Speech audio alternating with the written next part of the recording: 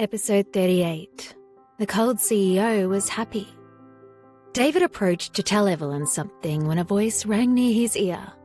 "David, don't disturb the cute couple," Monica said. He was hesitating if he should tell Evelyn. He turned around and followed Monica. Now only the two of them were left in the office. Dario asked indifferently, "Are you okay?" When Evelyn said she was not hurt, Dario immediately let go and deliberately kept some distance from her. Evelyn stood there awkwardly and could not help but look at the handsome face that she had missed for a long time. Her heart was beating fast. After a while, she asked carefully, "Dario, I have a concert in 3 days. Will you come?" "I'm busy." He glanced at her. Evelyn suddenly felt a stab of pain, but there was still a smile on her face. "Monica and I have to leave." She opened the door and rushed out. Dario didn't notice, but her eyes were filled with tears. Evelyn smiled bitterly and comforted herself. Why wasn't she used to it? He had always been so cold to her. When Monica saw her come out, she looked as if she had expected it.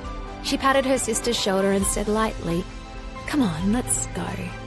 Evelyn reluctantly looked at Dario's office and nodded her head regrettably. After Dario left, Jade had been reading the script and found that it was already noon. She touched her empty stomach and realized she had forgotten to eat. Just as she went to see what was in the fridge, her phone rang.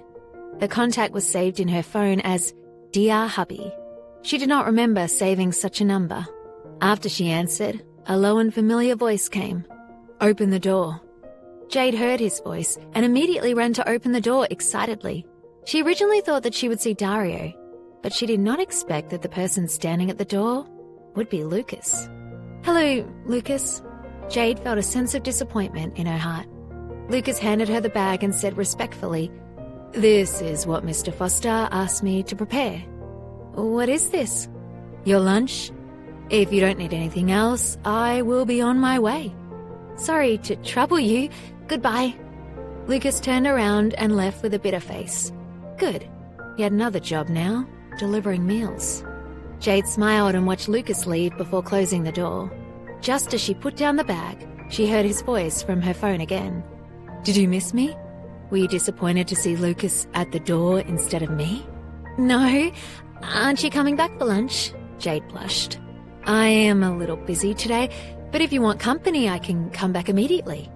There was a trace of charm in his words. "Do what you need to do. I'm going out this afternoon."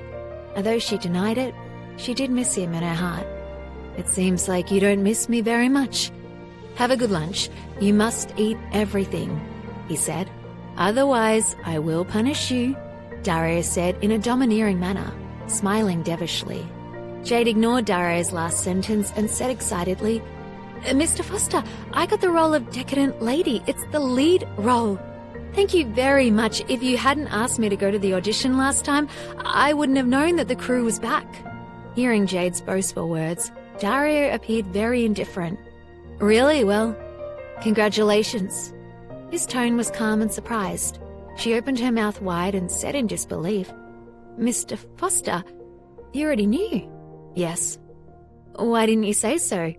"It was Cade that called you, wasn't it?" Jade said discontentedly. How could Dario be so powerful? He knew everything. Jade opened the lunch bag and found both lunch and desserts. It looked delicious. "Mr. Foster, are you trying to turn me into a pig?" "Yes, then no one will try to snatch you away from me." "You're conniving," Jade said angrily as she ate. She couldn't help but ask with concern, "Then what are you eating?" "I haven't eaten yet." "It's after 1 o'clock. Why haven't you had your lunch yet?" Jade said. "My wife is still hungry. How could I dare to eat?" Dario's low voice rang in her ears. When she heard him call her wife again, Jade became even more shy. After that, she hurriedly finished the conversation. Otherwise, she would not be able to eat properly. "Hurry up and eat. Goodbye." She hung up. After eating, Jade packed up her things and went out. She originally wanted to look around and take the bus, but she did not expect a red Ferrari to stop in front of her just as she walked out of the neighborhood. "Miss Winslet, are you going to the film set? Get in the car." Jade looked at Lucas in the car in surprise and said in disbelief, "Have you been waiting for me since you dropped off my lunch? Come on in. It's on Mr. Foster's orders."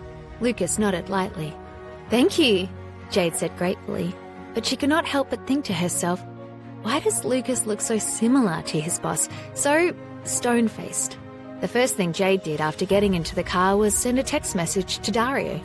"Mr. Foster, thank you for lunch and your driver." Then, a few of the high-ranking employees at Dario's company, who were sitting in the meeting room, saw something they had never seen before. Dario, who was in a serious meeting, smiled and looked at his phone in front of them. He was even replying to Jade immediately. Just when the higher-ups were curious about who could make the usually stern Mr. Foster show such expression, they immediately felt a chill at his gaze.